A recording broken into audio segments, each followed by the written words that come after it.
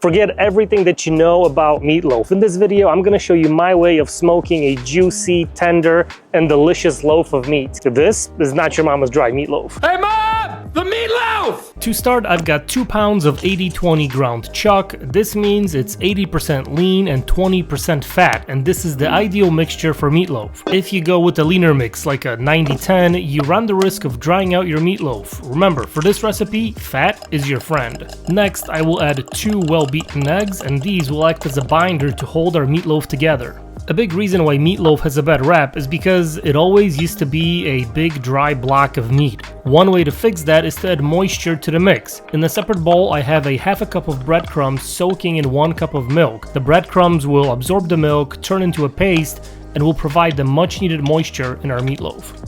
For the veggies, I'm gonna start by dicing up a small yellow onion. This is gonna go into my skillet with some olive oil for a quick saute. Cook it just long enough until it's translucent and let it cool down before adding it to the meatloaf mix.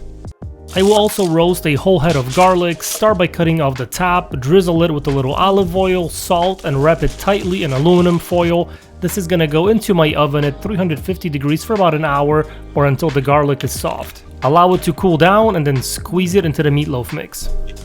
Next, I will add a handful of chopped parsley, a few dashes of Worcestershire, and a squeeze of horseradish mustard. These will all add to the flavor of our meatloaf, and the spicy mustard will give it a little zing. And finally, I will season it with my all-purpose rub, which has that perfect balance of salt, pepper, garlic, and paprika. Gently mix everything together just enough until all the ingredients are well incorporated. Remember, if you mix it too much or too hard, your meatloaf will be tough. The more that you work the ground beef, the more glued it will become, resulting in a tough meatloaf. After everything is mixed, now it's time to shape the meatloaf. Instead of using a traditional meatloaf pan, I'm gonna transfer my meatloaf mix on a sheet pan lined with butcher paper and shape it into an oval. Make sure all the sides and edges are sealed.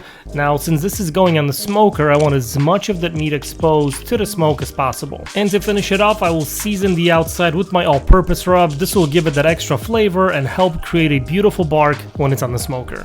One of the best parts about meatloaf is that it's customizable to your liking. We're doing a savory version, but if you want to do a sweet barbecue one, replace the mustard with barbecue sauce, add brown sugar, and finish it with a barbecue glaze. Or if you want to do a spicy one, add diced jalapenos or chipotle peppers in a double sauce and do a spicy glaze at the end. Now that the meatloaf is shaped and seasoned, it's time to fire up the smoker. For this cook, I will be using my Weber Searwood pellet smoker. Fill the hopper with pellets. I'm using the Weber Grill Master blend. And just like with any other grill, make sure that it's clean, remove any grease, ash, and scrape those grates. Obviously, I'm using a smoker for this cook, but you can make this recipe on any other grill or even in your oven. Just follow the same time and temperatures. After the smoker is preheated and cruising at 250 degrees, the meatloaf goes in, close the lid, and we can get started on the glaze. So why should we even glaze the meatloaf? Well, it's actually pretty simple. It adds a layer of sweetness and it makes the finished product look much more appetizing. I'm going with my standard sweet and tangy barbecue sauce recipe for this glaze. Combine everything in a small saucepan, bring it up to a simmer, let it thicken up, and our glaze is ready to go.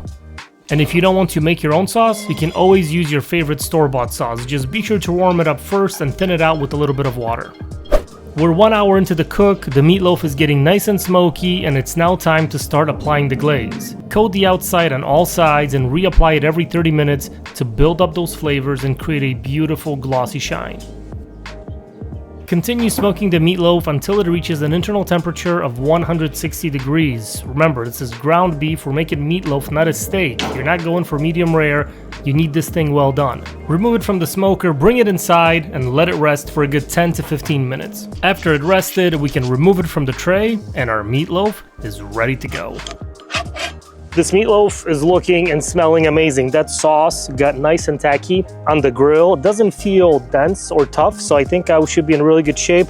Let's just slice off a couple slices and give it a try. Just rotate this guy like that. Okay. Now let's go in. Oh yeah, look at that. That is juicy, glistening. You can see the parsley, the garlic, the onions. I mean, this is a killer looking meatloaf. I mean, look at that. Check this out. I mean, you can see all the veggies right in there, little smoke ring on the edge, and of course the beautiful glaze and crust. And just look how juicy this thing is. I mean, this is absolutely perfect. Last thing to do is to try it out. Oh wow. Right away you're hit with that mild smoky flavor and that sweet and tangy glaze on the outside, and then you feel that roasted garlic, the onions. Of course, that meat has a really nice and beefy flavor. It's got all those kind of traditional meatloaf flavors, plus a little something extra from cooking it on the smoker. Oh yeah, this is absolutely delicious. I mean, that is one tasty and juicy meatloaf.